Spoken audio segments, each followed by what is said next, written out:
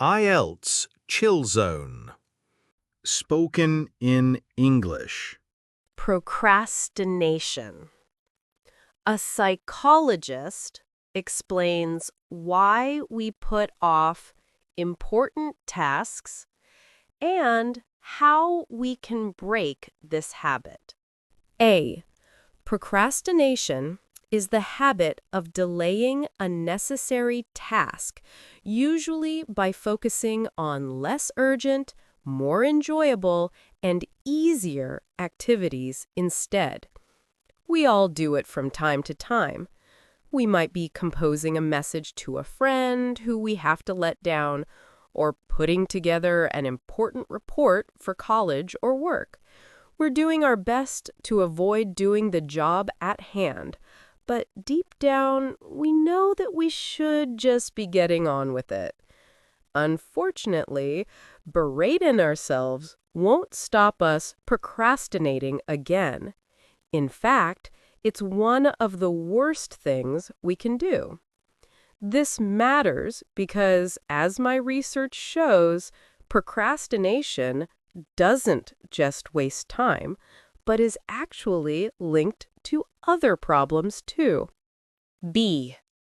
Contrary to popular belief, procrastination is not due to laziness or poor time management. Scientific studies suggest procrastination is in fact caused by poor mood management.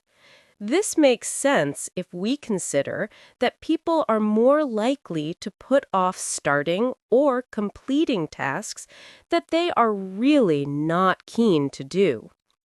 If just thinking about the task threatens our sense of self-worth or makes us anxious, we will be more likely to put it off.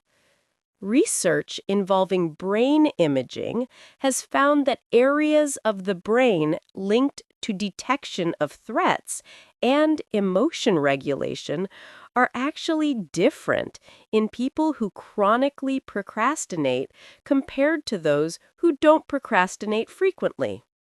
C. Tasks that are emotionally loaded or difficult, such as preparing for exams, are prime candidates for procrastination. People with low self-esteem are more likely to procrastinate. Another group of people who tend to procrastinate are perfectionists, who worry their work will be judged harshly by others. We know that if we don't finish that report or complete those home repairs, then what we did can't be evaluated. When we avoid such tasks, we also avoid the negative emotions associated with them. This is rewarding, and it conditions us to use procrastination to repair our mood. If we engage in more enjoyable tasks instead, we get another mood boost. In the long run, however, procrastination isn't an effective way of managing emotions. The mood repair we experience is temporary. Afterwards, people tend to be left with a sense of guilt that not only increases their negative mood, but also reinforces their tendency to procrastinate. D. So, why is this such a problem? When most people think of the costs of procrastination, they think of the toll on productivity. For example, studies have shown that procrastination negatively impacts on student performance. But putting off reading textbooks and writing essays may affect other areas of students' lives. In one study of over 3,000 German students over a 6-month period, those who reported procrastinating over their university work were also more likely to engage in study-related misconduct, such as cheating and plagiarism. But the behavior that procrastination was most closely linked with was using fraudulent excuses to get deadline extensions. Other research shows that employees on average spend almost a quarter of their workday procrastinating, And again, this is linked with negative outcomes.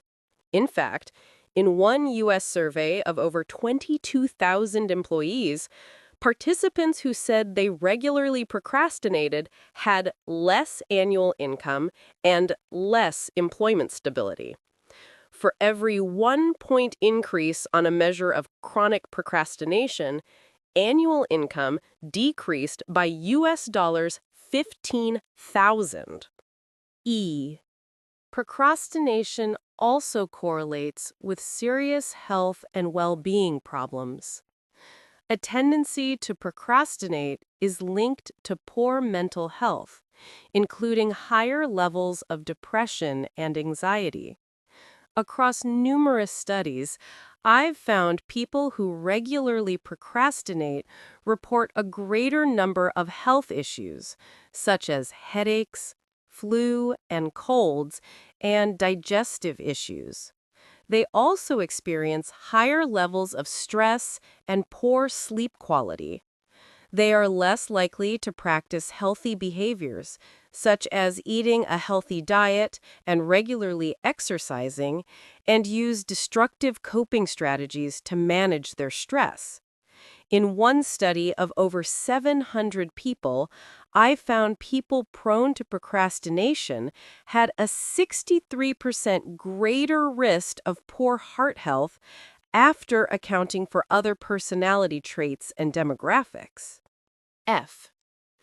Finding better ways of managing our emotions is one route out of the vicious cycle of procrastination. An important first step is to manage our environment and how we view the task. There are a number of evidence-based strategies that can help us fend off distractions that can occupy our minds when we should be focusing on the thing we should be getting on with. For example, reminding ourselves about why the task is important and valuable can increase positive feelings towards it. Forgiving ourselves and feeling compassion when we procrastinate can help break the procrastination cycle.